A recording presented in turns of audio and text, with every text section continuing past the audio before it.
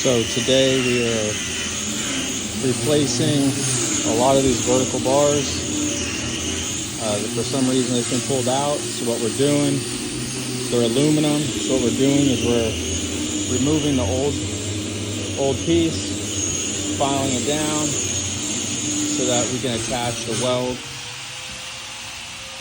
As you can see, this one has a lot missing.